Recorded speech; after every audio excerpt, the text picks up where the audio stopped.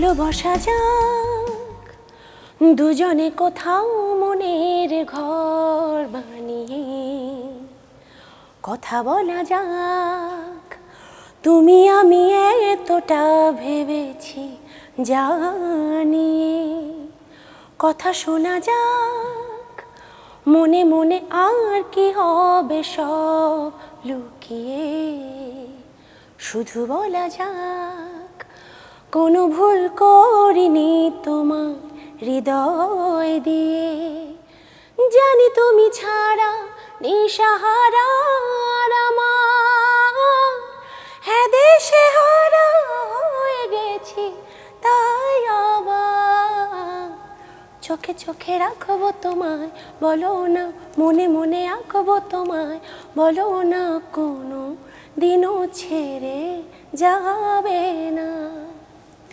অসাধারণ লাগছিল রোমান্টিক মুডের একটা গান শুনতে। পূজা চোখে চোখে কাকে রাখে? আমার দর্শকদের, শ্রোতাদের। ঠিক আছে, আজকে অনেক গান গল্পের সাথে অনেক আড্ডা হবে, বাট দর্শকদের আগে আমন্ত্রণ জানিয়ে আসি। দর্শক বুঝতেই পারছেন শুরু হয়ে গেছে Tibet luxury soap presents Colors 24 powered by Typhoon fabric care. সাথে আছি আমি শাহরিন জেবিন। আর এটাও বুঝতে পারছেন যে আজকে আমার অতিথি দুজন সঙ্গীতের মানুষ আছেন, সঙ্গীত শিল্পী বেলাল খান এবং আছেন পূজা বাঁধন সরকার। পূজা, দুজনকেই স্বাগত। আর পূজার গানের সাথে কিন্তু আজকের আয়োজনটা শুরু হয়ে গিয়েছে। তো বেলাল ভাই যদি একটা গান না শোনায় তাহলে কেমন হয়? খুব খারাপ হয়, অপূর্ণতা থেকে যায়, তাই না? না না, মানে যেটা হয় কি যে নারী পুরুষ সমান সমান না, তো বেলাল ভাই একটা গান গাক, তারপরে আমরা আসল আড্ডাটা শুরু করি। সবাই বলে ছাড়তে আশা কেমনে ছাড়ি বল,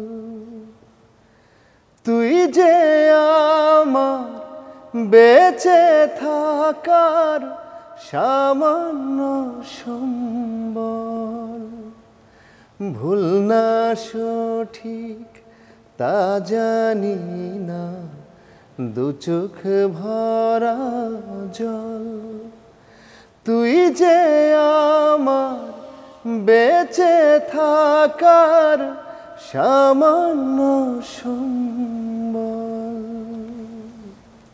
এই গানটা শুনে অসাধারণ লাগলো। আসলে দুজনের কাছ থেকেই আমরা বেশ ভালো ভালো গান বিভিন্ন সময় পেয়ে থাকি। দুজনের সাথে আজকে অনেক কথা বলবো।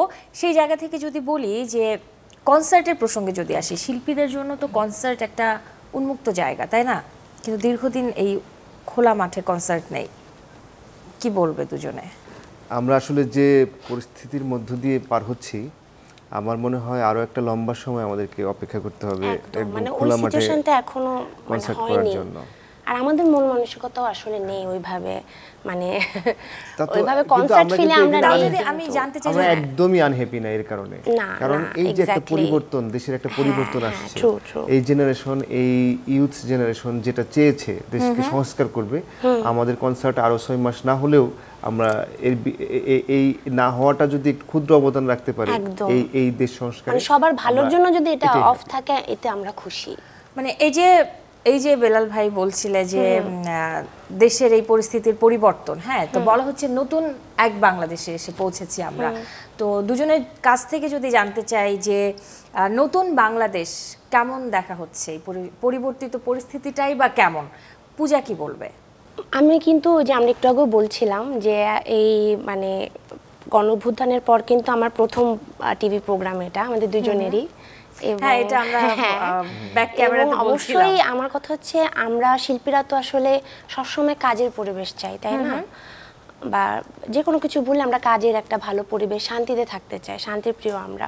তো যে কারণে আমরা সব দাবিগুলো ছিল সব তো দেশের ভালোর জন্য, দেশের মানুষের ভালোর জন্য। তো আমি যখন দেখবো যে দেশের মানুষরা ভালো আছে, তো অবশ্যই আমার তখন আমার কাজের জায়গাটা অটোমেটিক ভালো হয়েই যাবে। বাট এই মুহূর্তে পরিস্থিতি কেমন মনে হচ্ছে? যে এখন তো মাত্র তো একটা জিনিস সময় লাগে, তো এত তাড়াতাড়ি তো ফিডব্যাক পাওয়া যাবে না, তাই না? তো ফিডব্যাক পেতে পূজা বলছে যে একটু তো সময় লাগবে, সবকিছুই সময় লাগে। বেলাল খান কি যোগ করবে এই জায়গাতে? আমরা যারা সৃষ্টিশীল কাজের সাথে সংযুক্ত থাকি, আমাদের মাইন্ড কিন্তু স্বাধীনভাবে কাজ করতে চায় একদম। ভেতর থেকে আমার যে স্বাধীনতাটা, সেইখানে যদি আমাকে কেউ বেঁধে দেয়া ক্রিয়েশন করতে বলে, সেটা কিন্তু আসলে সত্যিকারের ক্রিয়েশন না। তো আমার কাছে মনে হয় নতুন বাংলাদেশে আমরা যারা সৃষ্টিশীল কাজ করব একদম আমরা স্বাধীনভাবে করব, মুক্ত মনে করব। স্বাধীনভাবের জায়গা থেকে যদি আমি একটু জানতে চাই যে নতুন বাংলাদেশে স্বাধীনভাবে কাজ করব আমরা এমনটা প্রত্যাশা করছি বা এমনটা ফিল করছি, অনুভব হচ্ছে, তো এর আগে কি পরাধীন মনে হয়েছে? সেটা আমরা তো আসলে মিউজিকটা একটা সিনেমা বলি কিংবা একটা নাটক বলি, সেটার একটা পার্ট থাকে মিউজিক। তো সেটা ডিরেক্টর যারা থাকেন কিংবা যারা স্ক্রিপ্ট রাইটার তারা আর আমার চেয়ে আরও ভালো গুছিয়ে বলতে পারবে। নিশ্চয়ই তাদের একটা পরোক্ষ কিংবা একটা বাইন্ডিংস নিশ্চয়ই ছিল, না হলে এই সব ডিরেক্টররা একযোগে কেন বলবে যে এখন থেকে আমি স্বাধীনভাবে লিখবো, স্বাধীনভাবে বলবো? নিশ্চয়ই কোনো না কোনো বাইন্ডিং ছিল। নিজের পছন্দ কাজ করতে পারতো না, আমাদের পর্যন্ত তো অতটা আসতো না। আমাদেরকে যে একটা পার্ট আমরা করতাম সেখানেও কিন্তু সিচুয়েশন বেস করে একটা মিউজিক ডিজাইন করতে হতো। তো সেখানেও লিরিক্যালি যদি আমি একটা লিরিক চুজ করতে চাইতাম, সেখানেও হয়তো বা আমাকে অনেক ভেবেচিন্তে না এটা আসলেই বলা যাবে কিনা, কিংবা ডিরেক্টর প্রোডিউসার সবাই মিলে একটা ভেতর একটা অন্তদ্বন্দ্বে ভুগতেন। কিন্তু ওই জায়গাটা তো এখন ক্লিয়ার হয়েছে যে আমি এটা বলতে চাই, আমি এটাই বলবো। মানে পূজার কি অবস্থা? পূজা কি আগে পরাধীন ছিল, এখন স্বাধীন? ওই যে বললাম যে আমাদের উপর এটার প্রভাবটা একটু কম, তারপরেও কিছু কিছু ক্ষেত্রে তো ফেস হয়েছে। আর উনি যেহেতু টিউন করে বা ওনার লিরিক দেখার ব্যাপারটা আছে, ওনার ওই মানে বলে দেওয়া হয় যে এইভাবে হবে, আমি তো জাস্ট গলাটা দিয়ে গান করি। তো আমার সাথে তো আর ওই লিরিক চুজের ব্যাপারটা আসে না, গানটা আসে। যেটা হয় যে মানে এখন স্বাধীনভাবে ধরুন কিভাবে বলি যে একটা কাজে আমাকেই লাগবে, আমি জানি গাছটা আমারই থাকবে, এখন এটা মনে হয়। আগে যেমন কিছু কিছু ক্ষেত্রে হয়তো আমি শিওর ছিলাম না যে আমি গানটা গাওয়ার পরও এটা হয়তো উপর থেকে বললে চেঞ্জ হয়ে যেতে পারে, এরকম ব্যাপার হয়েছে সবার সাথেই। তো এখন তো ওই স্বাধীনতাটা আছে যে আমার কাজ আমারই থাকবে, আমারটা আমারই থাকবে, তাই না? বেলাল খানের নিশ্চয়ই একই মত, তাই নয় কি? ডেফিনেটলি এখন আমাদের আসলে এটা সবাই ফেস করেছে, শুধু আমি না, সবাই। আমি এমন কোন ঘটনা এই জিনিসটা মুভিতেই বেশি হয়, কারণ আমার অডিও গানটা আমার স্বাধীনতা, আমি রিলিজ করছি, বা কোম্পানি তো আমার থেকে নিচ্ছে, ওটা তো পুরাটাই আমার স্বাধীনতা। সিনেমা নাটকটা তো ডিরেক্টরদের উপর, ওদের চাপটা বেশি, তারপর ওনাদের উপর বেশি। যেটা হয় সলো আর্টিস্টদের সবাই ওই একটা নির্দিষ্ট বিষয়ের উপরেই গান করে, হয়তো বা স্যাড রোমান্টিক কিংবা রোমান্টিকের ভিতরেই একটা টপিকের উপরে থাকছে। বৈচিত্র্যে গানের বিষয়বস্তুতে বৈচিত্র্যটা খুবই কম লক্ষণীয় ছিল, কিন্তু আমার মনে হয় এই জেনারেশন এখন এই বৈচিত্র্যময় সাবজেক্ট নিয়ে গান করবে, যেটা সে এতদিন বলতে পারেনি, কিংবা চাপা যে কোম্পানি থেকে হয়তো বলা ছিল যে এই প্যাটার্নেরই গান। যারা মিউজিক প্রোডিউস করেছে তারা এই সাবজেক্টগুলোর গান প্রোডিউস করতে চায়নি।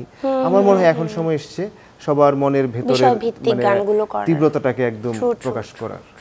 মানে সবাই তার জায়গা থেকে স্বাধীনভাবে কাজও করতে পারবে, মত প্রকাশ করতে পারছে, আর একটা শিল্পী স্বাধীনই হওয়া মনে হচ্ছে। আমি এক কথায় যদি বলি যে চাপ মুক্ত মনে হচ্ছে। ওকে, আচ্ছা, আরেকটা বিষয় যদি আমি একটু জানতে চাই যে বেশ কিছুদিন ধরে বা এই আন্দোলনের সময়গুলোতে একটু চোখে পড়েছে যে জাতীয় টেলিভিশনে বিটিভিতে গিয়ে হচ্ছে বৈষম্যের শিকার হয়েছে শিল্পীরা। এটা দুজনে কি ফেস করা হয়েছে দুজনের?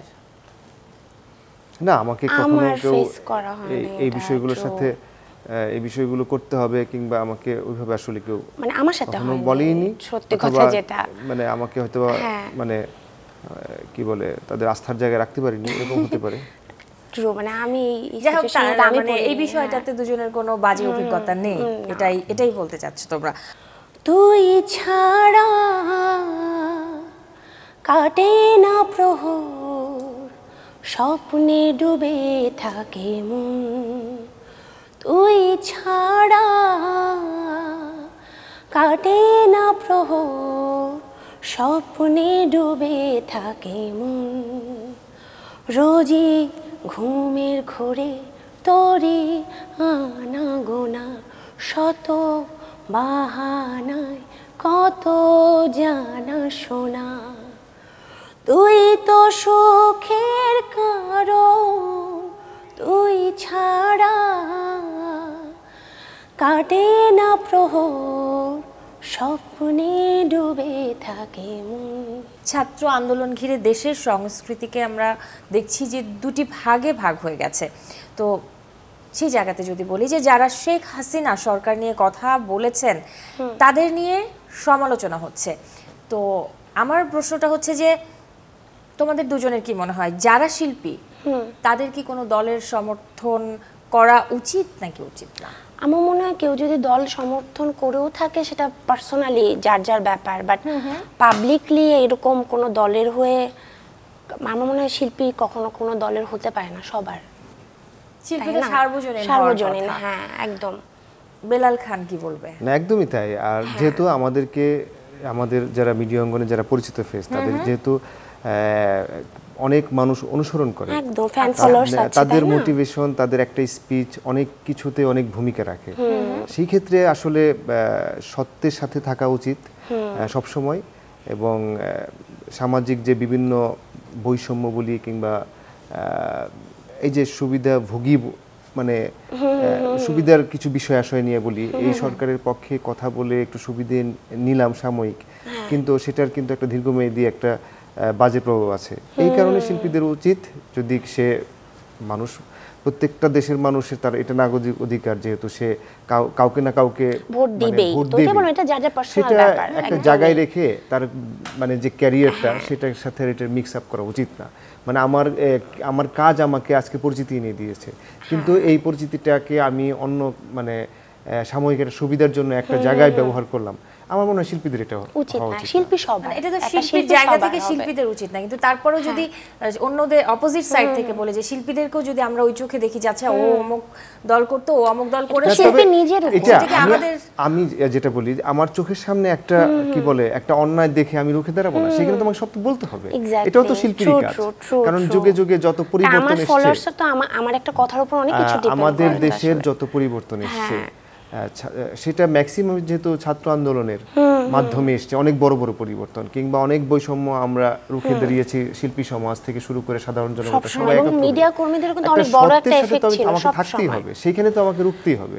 সেটা কার পক্ষে গেল কার বিপক্ষে গেল সেটার চেয়ে বেশি ভ্যারি করে যে কোনটা সত্যি কোনটা অন্যায়, আমি একটা অন্যায়কে প্রতিহত করছি কিনা। একদম। ওকে, আচ্ছা আমার একটা স্ট্যাটাস চোখে পড়েছিল পূজার অনেকগুলো গান কোটির ঘরে চলে গিয়েছে। এটা সুখবর।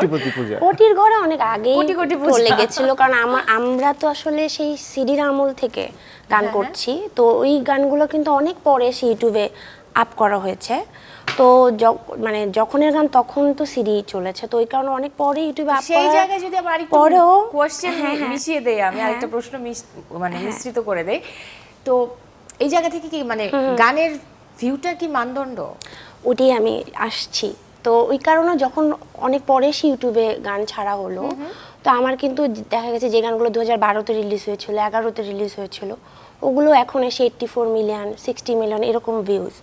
আগের গান বা এখন অনেকে নতুন গান করে 1 মিলিয়ন হচ্ছে না। ভিউ যে মানদণ্ড না, এটার প্রমাণ যে মানুষ যখন গান পছন্দ করে, আজকে 15-16 বছর পরেও কিন্তু ওই গান মানুষ দেখছে, সেটা যেই মাধ্যমে রিলিজ হোক, ইউটিউব না হলে অন্য মাধ্যমেও যদি হয়, ভালো লাগার গান বেঁচে থাকবে, এটা ভিউ দিয়ে না, যেই মাধ্যমে হোক। এই জায়গায় কি বেলাল খান কিছু যোগ করবে? না, অবভিয়াসলি মানুষ তো খুঁজে খুঁজে তার পছন্দের গানগুলো বের করে, তাই না? সেটা যেই মাধ্যমে হোক, যে গানটার সুর কিংবা লিরিক্স কিংবা সিঙ্গিং কিংবা মিউজিক অ্যারেঞ্জমেন্টটা মনে ধরে যায়, সেটা কোথায় আছে কোন প্ল্যাটফর্মে, মানে সে খুঁজে গানটা ভালো হলে আমার দৌড়াতে হবে না, মানে গান ভালো হতে হবে। একদম, গানটা ভালো হতে হবে, আগে গানটা আমাকে ছুঁয়ে যেতে হবে। হ্যাঁ, রাইট, যে আমি একা একা শুনবো গানটা বছর। আবারও যদি আমি একটু নতুন বাংলাদেশের গল্পে আসি, এই নতুন বাংলাদেশ, নতুন পরিবর্তিত পরিস্থিতি, এই সময় এসে যদি দুজনের কাছে আমি জানতে চাই যে কাজের জায়গাটা কেমন আছে, বা আগামীতে কি কাজ আসছে, বা কাজের ব্যস্ততা কি বলবো? আমরা তো জাস্ট একটা একটা নতুন এই যে সবকিছুর একটা সংস্কার চলছে, চলমান প্রক্রিয়ার মধ্যে আছে এই মুহূর্তে দেশটা। তো আমার মনে হয় খুব সহসাই আমরা কাজে ফিরবো। আর সেখানে অল্প অল্প করে শুরু করেছি, কেউ হয়তোবা শুরু হয়েছে, আমিও শুরু করেছি ছোট পরিসরে। আর এখন চেষ্টা করছি যে নিজের যে ইউটিউব চ্যানেল আছে সেখানে গান রিলিজ করব, তার জন্য গান রেডি করা, সেগুলোর যে মানে যেহেতু অনেকটা সময় বাসা কেন্দ্রিক সবাই আমরা, তো এখানে বসে বসে কিছু কাজ এগিয়ে রাখার চেষ্টা করছি। সহজে তো এখন অত সময় পাওয়া যাচ্ছে কিছু ছোট পরিসরে কাজ শুরু হয়েছে, কিছু নাটকের জন্য গান তৈরি করছি, একটা সিনেমার জন্য গান মানে হয়তো আগের মতো সেই ফ্লোটা নেই, কিন্তু নিজের মতো করে গুছিয়ে নেওয়া হচ্ছে বা শুরু হচ্ছে বা একটা ভালো সময় আশার লাগবে আলো রানিং দেখতে হতে পাওয়া হচ্ছে। কারণ আমাদের ওপেনিং এর কনসার্ট শুরু হতে আমার ধারণা যে আরো বেশ লম্বা সময় ভালোই সময় লাগবে, ভালোই সময়। কারণ সেই জায়গায় কিন্তু আমার যতটা খবর দেখেছি যে বাম্বার একটা কনসার্ট বাম্বা নিজেরা করছে, সেটাও একটা এনাদের একটা কনসার্টের খবর আমি পেয়েছি যে আগামী মাসে। হ্যাঁ, বাম্বা অ্যাসোসিয়েশন থেকে করছে। হ্যাঁ, তো তারপরে দেশের যে পরিস্থিতি আসলে আবার হুট করে বন্যা চলে আসলো, এই বন্যা পরিস্থিতিটা আসলে দেশটাকে আসলে এই সংস্কারের সময় মানে এরকম একটা পরিবেশ তো লাগে আসলে কনসার্ট দুর্যোগ আমাদের জন্য বেশ মানে চিন্তার বিষয়। তো আমার কাছে মনে হয় এই সবকিছু মিলিয়ে হয়তোবা আমাদের কাজে ফিরতে আর একটু সময় লাগবে। পূজার কি মানে প্ল্যান কি বা আগামীর কাজ নিয়ে বা কিভাবে করে গোছানো হচ্ছে, একটু পূজার কাছ থেকে শুনতে চাই। যেহেতু এখন একটু ফ্রি টাইম পাচ্ছি, তো নিজের চ্যানেলটা নিয়ে একটু আগানোর চেষ্টা করছি বা টুকটাক কাজ করে রাখার চেষ্টা করছি। আর এই যে আজকে থেকে কিন্তু আমি অলরেডি কাজে পা দিয়ে দিয়েছি, এখান থেকে যে আবার একটা রেকর্ডিং আছে আমার নাটকের গানে, তো টুকটাক হচ্ছে, রিলিজ হয়তো একটু দেরি হতে পারে। পূজাকে আমি ডেকে নিয়ে আসছি যে কাজে ঢোকানোর জন্য, টিভি প্রোগ্রাম দিয়ে স্টার্ট দেন টিভিতে আছে। হ্যাঁ, আজকে শুরু হলো। ওকে, হ্যাঁ, তো মানে বাট আমি খুব হ্যাপিলি কাজ করছি। আচ্ছা, এই যে এখানে কোথাও কোনোভাবে মনের কোনায় কি হতাশা কাজ করছে বা আতঙ্ক লাগছে কি যে পরিবর্তিত একটা জায়গায় আছি, অনেকে দেখা গেছে পুরনো প্রোডিউসাররা হয়তো বা নেই, হ্যাঁ, তো নতুন কাজ কি কমে যাবে কিনা, এই জায়গায় কি কোনো হতাশা বা সংকট মনে হচ্ছে? আমার যদি বলি কাজের জায়গাটায়, আমার কাছে প্রোডিউসার চেঞ্জ হলে সংকট না, কারণ আমার তো প্রোডিউসারের সাথে ডিল হয় না, ডিলটা হয় মিউজিক ডিরেক্টরদের সাথে। ডিরেক্ট আমি গান করছি। সিনেমার কথা যদি বলি, সিনেমার কাজ তো সিনেমা কমে হয়তো গেছে, কিছু সিনেমা যেরকম আটকে গেছে, তো ওগুলা না হলে নতুন হবে, নতুনটাতে গাবো। আমার তো মানে কাজ কমে যাওয়ার সংকট লাগছে না আমার হচ্ছে কাজ, হ্যাঁ, একটু মানে শুরু হতে সময় লাগবে, বাট আমি যদি ঠিক থাকি, আমার গান যদি ঠিক থাকে, আমি যেই পরিবেশই হোক, যখন গানের পরিবেশ শুরু হবে আমার কাজ অটো শুরু হয়ে যাবে। বেলাল খান এরকমই এই আমার জায়গাতে কাছে এরকম মনে হচ্ছে না যে মানে কোনো কনফিউশনের কিছু আছে। পূজা যেরকম বললো যে কাজ শুরু হতে একটু লেট হচ্ছে, কারণ সবাই আসলে এই নতুন সময়ের সাথে ম্যাচ করে কাজের বুঝতে প্ল্যান পারছি করছে। বা আমরা সবাই ও যেটা মিন করছে যে প্রোডিউসারের কথা সময় লাগবে, কিন্তু মানে এই পরিস্থিতিতে আগামীতে মানে আগে যে কাজের একটা ফ্লো ছিল, তো কাজ বা নতুন গান আসা কি কমে যাবে কিনা? একটু তো কমবেই, কারণ কি একটু তো হতাশা কাজ করছে কিনা? না, হতাশা কাজ করছে না। হতাশা এত বড় একটা সফলতার মধ্য দিয়ে আমরা মানে এমন একটা জায়গায় এসেছি, সেখানে যদি কেন আমি হতাশ হব? তাই তো একদম মোটেও হতাশা না। ওকে, হতাশার গল্প করতেও চাই না, আগামীতে আরো অনেক কিছু ভালো হোক সেই প্রত্যাশা করতে চাই। তো দুজনে একটা ডুয়েট গান হয়ে যাক এবারে। আচ্ছা, আমার পূজার জন্য একটা গান সুর করে দিয়েছিলাম, সেটি গেয়েছিল পূজা এবং শুয়েব ভাই, রাইট? হ্যাঁ, সেই গানটি অনেকেরই খুব পছন্দের গান, সেই গানটি আমরা আজকে গাই। ওটা গাবো। ভালোবাসার আলো আশা একটা প্রদীপ জেলে মনের ঘরে অনেক পরে সেই তো তুমি এলে।